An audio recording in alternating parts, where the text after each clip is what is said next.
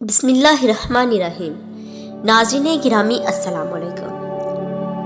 ناظرین پہلے یہ ایک ویڈیو دیکھ لیں، پھر میں آپ کو بتاتی ہوں کہ اصل معاملہ کیا ہے۔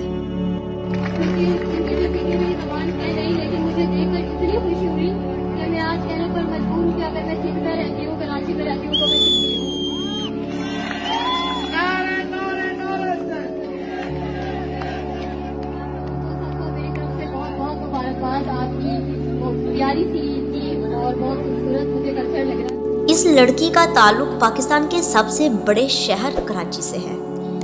یہ وکالت کے شعبہ سے تعلق رکھتی ہیں۔ سن و سال کے اعتبار سے ان کی عمر ابھی 25 سال ہے اور گھر والوں کا کہنا ہے کہ صبا اسلم کو شروع ہی سے وکالت کرنے کا بہت شوق تھا۔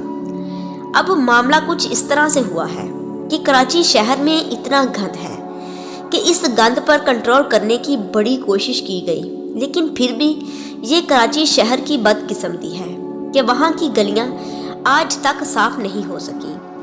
نیو کراچی سیکٹر 5J، یہاں صبا اسلم کا گھر ہے اور اس گلی میں ان کا ایک ہمسایہ ہے جس کا نام غضنفر ہے، اور وہ گلی میں کچرا پھینک رہا تھا تو صبا اسلم نے اسے منع کیا کہ ایسا نہ کرو، صفائی تو نصف ایمان ہے، تم لوگ کیوں آئے روز گلیوں میں کوڑا پھینکتے ہو۔ اس بات پر اتنی تلخ کلامی ہوئی کہ غضنفر نے اسے دمکانا شروع کر دیا۔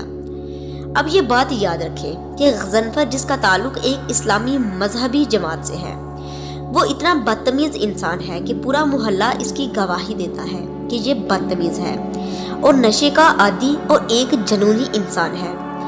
صبا اسلم جب سٹی کورٹ جانے کے لیے گھر سے نکلی، گھر سے کچھ قدم دوری پر اس بے رحم انسان نے نوجوان بچی پر حملہ کر دیا اور ایک اور سماجی کارکن ہمیشہ کے لیے ہم سے جدا ہو گئی۔ ناظرین گرامی، جب آئے روز دنیا لہو لہان ہوگی، جب مرنے والے کو نہیں پتا ہوگا کہ ہمیں کس جرم میں مارا جا رہا ہے، تو یقیناً یہ قیامت کی نشانیوں میں سے ایک نشانی ہے۔ اللہ ہم سب پر رحم فرمائے۔ اور ان لوگوں کا تعلق نہ کسی اسلام سے ہے اور نہ ہی کسی دین سے، یہ صرف نام کے مسلمان ہیں جو پوری دنیا کے مسلمانوں کی بدنامی کا باعث ہیں۔ اللہم صلی علی محمد و آل محمد وعجل فرجہم اجمعین۔